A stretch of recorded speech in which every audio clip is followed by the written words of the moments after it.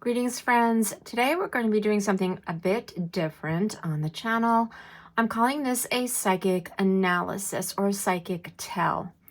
And I thought we would start with the cross-examination of Kerry Roberts as done by Alan Jackson, who is an attorney on the defense team for Karen Reed. And I thought what I would do is look at about three segments or three little sections of or snippets of her testimony, and we'll play the snippet, and then I'm going to go ahead into the tarot deck and we're going to see what all she was really thinking or feeling at that moment in time. So I thought it would be kind of interesting and fun. All right, guys, so we're going to jump right in, and I'm going to put the clip up here on this side of the screen, and you'll see me shuffling on the other side of the screen, and then we will get to some analysis. Alrighty, so let's get rolling with clip number 1. At any point, did anybody stop and take a look at the tail light or the rear end of the car? Not when we were entering the house like I thought, but when we came out. Okay. And there's no video of that? I'm sorry? There's no video of that? No, I don't believe so. Right. So the video that does exist describes nearly exactly the time that you testified that y'all stopped at the back of the taillight and Karen said, "Look, my taillight's broken. Oh my God, do you think I hit him?" Correct. Okay. And that obviously was incorrect. He was incorrect. So your memory was faulty about that incident, that part of that incident at least. It happened on the way out of the house. So your memory was faulty about that part of the incident that you testified to at the grand jury? Yes. Okay. Hi, friends. So you saw the clip. Again, that was Alan Jackson cross-examining Kerry Roberts. And this is basically the energy that was going on for her at that moment psychically. We have the Emperor, the Judgment card, and the World. What does this mean? What I'm getting here, especially with the Emperor, Kerry Roberts at that moment saw Alan Jackson as being a ruler, as being in command at that moment. I don't think that she always felt this way or will feel this way as it goes on, but in that particular moment, I think she was regarding him as someone who basically had his stuff together. He was playing a game of chess with her, and she was probably not feeling as prepared as she wanted in order to win this game. Because you can see here in this illustration, we have a male figure here. The Emperor is usually someone in the deck who is a leader or an authority figure, right? And he's holding on to this chess piece. It looks like a chessboard. Beneath him, he's sitting on, I don't know, some sort of disc here.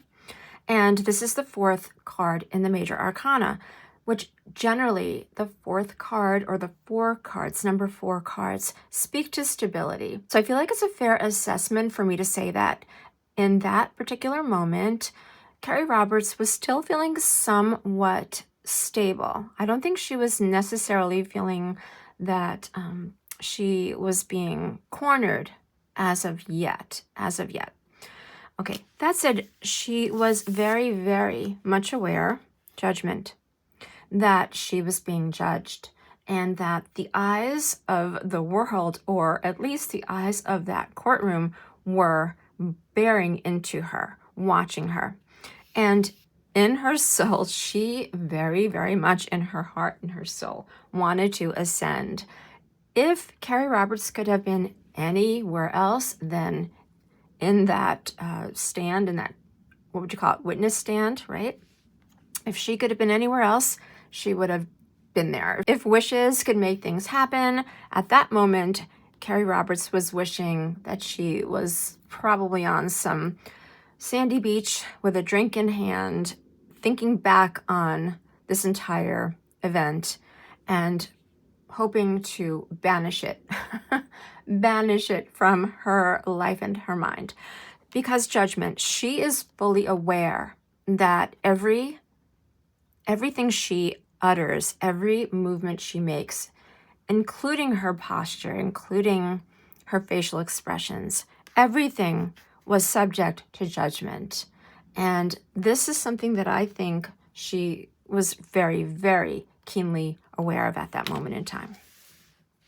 Okay, and then we have the World card. This World shows that there was nothing else that mattered to Kerry, even though Kerry Roberts was wishing she could be anywhere else but on or in that witness stand, or on the witness stand. How would you say it? I guess on the witness stand. It was her world. This event, her giving this cross-examination, was paramount in her world. And again, she just was hoping to get it over with and done with as quickly as possible. So you can see that basically the wheels were in motion. She could tell that Alan Jackson was coming in with a commanding presence. At this moment in time, again, she just was very, very much aware that she was being graded, okay? That her responses and movements and gestures were being scrutinized. And it was most important to her that she come out looking good. All right, she wanted this to be going in her favor more than anything else in the world at that moment in time. So that is what appears to have been happening for her in this clip. Let's take a look at the next one. I'm going to put these cards back and start shuffling again in just a moment. Before I cue up the next clip, I forgot to mention, though, that when Alan Jackson speaks to Kerry Roberts' memory being faulty, I think she began to get somewhat guarded when he said that. Obviously, she wasn't thrilled with it. However, I felt more of a sense of her being guarded as opposed to her being combative, at least at this moment in time. Now we're going to cue up the next section of video. Question. You stated, quote, at one point she asked her to Google hypothermia and how long Google hypothermia. Correct? Mm-hmm. I'm sorry? Yes.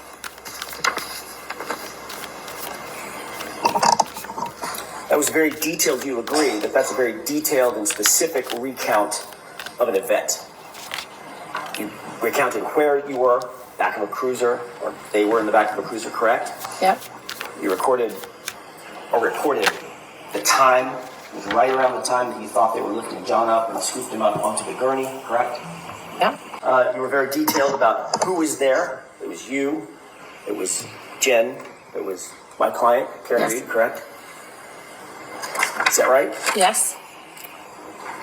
You were so detailed that you talked about where you were standing next to the cruiser open door, correct? Yes. What the others were doing, holding hands and praying, is that right? Yes.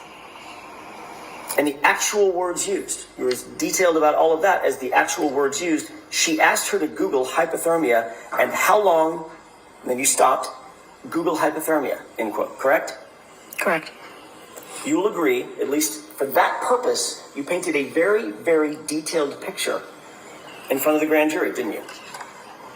Yeah. Except it's not true, is it?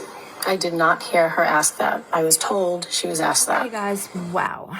In that clip, we basically see that Alan Jackson has turned up the heat and he has forced Kerry Roberts to admit that she testified to something during, I believe it was the grand jury, or to the grand jury, that actually did not happen. Not a good moment for her. Not a good look for her. Okay, so what we had come out here, 5 of Pentacles, Ace of Cups, 8 of Cups. Very, very telling. Very telling. Check out this illustration, or these illustrations, closely. So this kind of reminds me of a song. I'm hearing a song in my head. After the Love Is Gone. After the love is gone. I think it's maybe Earth, Wind, and Fire.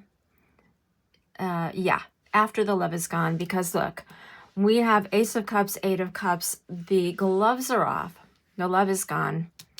there's despair starting. All right, Five of Pentacles. Kerry Roberts is starting to feel like she could be losing some battle here, and she wants to hang her head and hide away. Now, the Ace of Cups is this center. It's at the core, all right? And a lot of times the cards that are seated here are basically what's going on at the very core of a person, or at their, in the center of their being. She wants to go back. She wants to get to a place where she feels that Alan Jackson would be warmer, softer, gentler, would coddle her a little bit, or at the very least, not come at her. Okay. But she is very much aware with the Eight of Cups that there is no love lost here between this defense attorney and this witness. And even though she is wishing and hoping that somehow with her demeanor or with some divine intervention, she will get Alan Jackson to back off or lighten up, it's just not happening, and she knows I just randomly selected some different moments from her very, very long, I think it was over an hour long, that she was on the stand being cross-examined. That doesn't include her direct testimony. But the idea is she's starting to know that the wheels are coming off of this thing quickly, because her own mistakes are basically coming back to haunt her. All right. And at this moment in time, she is starting to realize that once Alan Jackson gets a hold of her, it's probably not going to end well for her. And he's already showing signs of that at this moment in time. All right, guys, let's go to the last clip. Just asked, just a few minutes ago,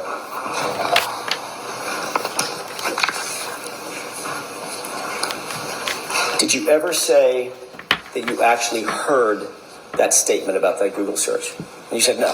Correct. The question that was posed to you by Mr. Lally was, what, if anything, did she, Miss Reed, ask Miss McCabe while they were sitting in the back of the cruiser that you heard? Right. Correct? I misunderstood the question. And you misunderstood that question? Yes. What did you misunderstand about that question?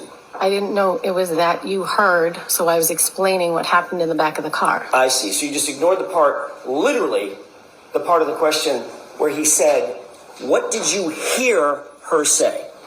That's what your testimony is now? Heard, and I didn't hear it. I obviously got the question wrong because I did not hear anybody ask about a Google search. Well, I know that's what you're saying now. I get that. But when you were asked, what, if anything, did she ask Miss McCabe while they were sitting in the back of the cruiser that you heard, your immediate answer was, at one point, she asked her to Google hypothermia and how long dash Google hypothermia, end quote. Correct? Correct. That was your answer. Yes. Correct? To a question I misunderstood. And that was a false statement, wasn't it? Technically. Technically? Yes, Being a little technically. bit pregnant, Miss Roberts. Okay. Technically, I was under oath, and I did not hear Karen asked Jen to Google it. And yet under oath. But I knew it happened at that and time. yet under oath you said you did. Correct. And that was a lie, correct? Objection. Was that a lie? Did you lie? I did. Not intentionally. But you did. And Not intentionally. okay, that's the end of Understood this. the question, Mr. Jackson. All right, is there any other question or is that it? I didn't know what she just said. I said I misunderstood the question, Mr. Jackson. Friends, wow. That was a fiery exchange. And again, we see now that as far as Alan Jackson is concerned, the gloves have come off. He shows up again here, looming large at the center for Kerry Roberts. He's now made probably his most effective chess move. And look at all of this, guys. 4, 4, 4. The ground is shaking quite literally under Kerry Roberts at this moment in time. You could clearly see she was not only shaken up, but I saw indignation. I felt the mounting contempt that she had at that moment, and probably still does, toward Alan Jackson. He is at the center of all of these feelings that were swirling around her. We have the Hermit, the Four of Swords, the Four of Cups, and the Queen of Cups. Guys, look, she very, very much was wanting to go within and get small. She did not want to be in the spotlight at that moment, because what she had to admit to was something that she knew was going to probably look really, really bad for her, at the very least. I mean, honestly, I don't know if anything can come back at her as far as, coming from a place of being against the law. I doubt it, honestly. But I think she wanted to shrink into herself. This is the Hermit. She wanted to shrink into herself in the worst way. The Hermit, the Four of Swords, okay? She was feeling completely beaten up, beaten, heartbroken, as it were, because her hope was that she would have somehow been able to hold on to her view of being in control, being liked, being treated kindly and with respect and with emotion, or gently.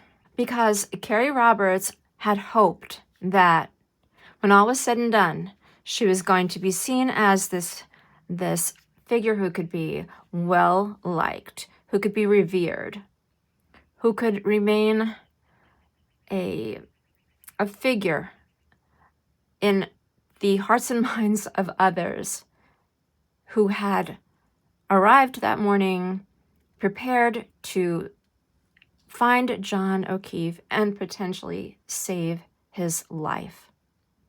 That is what she was putting out there. That's what she was selling. But nobody, or at least at the very least, Alan Jackson, wasn't buying it. Okay?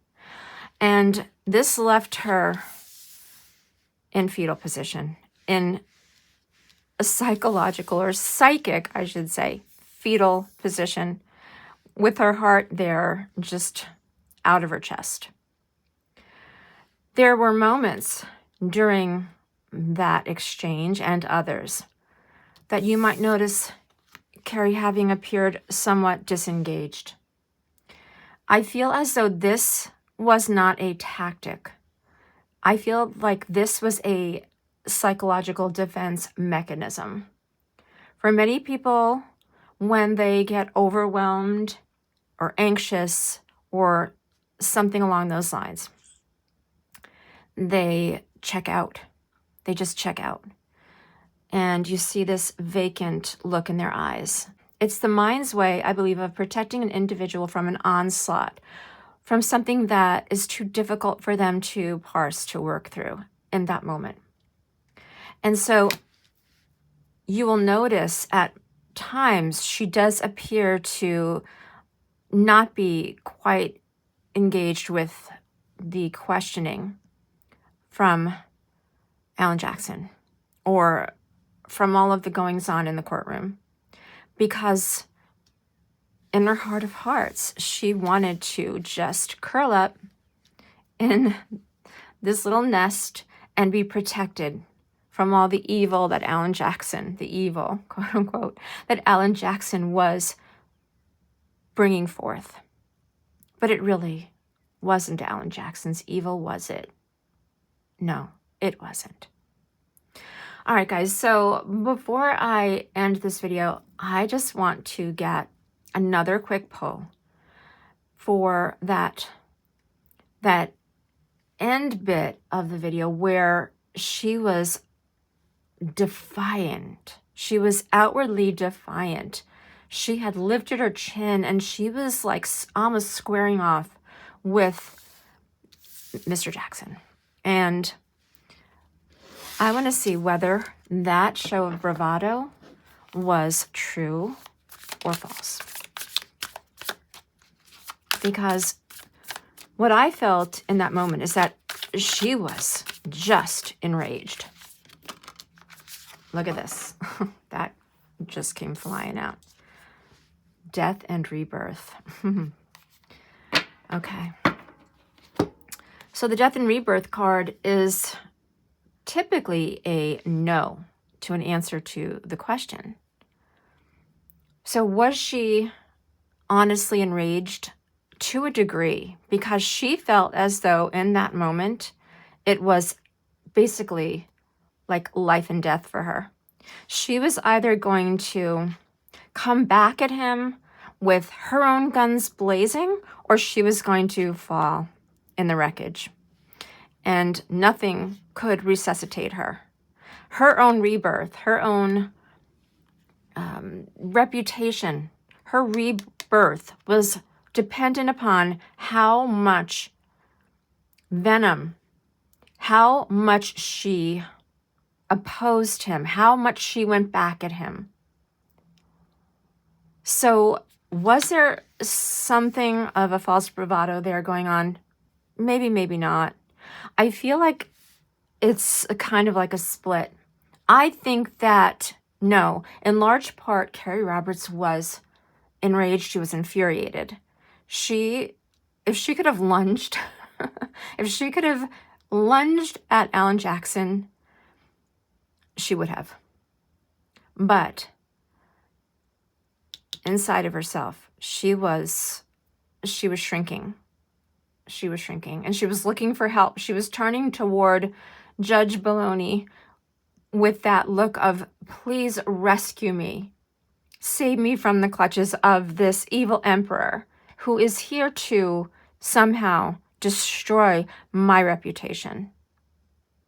Even though she admits to having basically perjured herself. So there you have it, guys. This is our psychic analysis, or our psychic tell, on bits and pieces of Kerry Roberts' cross-examination testimony. You guys, let me know in the comments section down below if you would like to see more of these for other witnesses, say Jennifer McCabe, or up and coming, I'm assuming we're going to see Brian Albert, Brian Higgins. Let me know if you would like me to do these little dissections of their testimony. And someone else, one of you lovely subscribers, asked me to do a weekly check-in with the psychic energy of the jury. I will do my very, very best to get them to you weekly or bi-weekly. We'll see. Anyway, guys, thank you so much for being here, for watching, and as always, for being kind, respectful, and supportive. And we'll see you next time. Take care.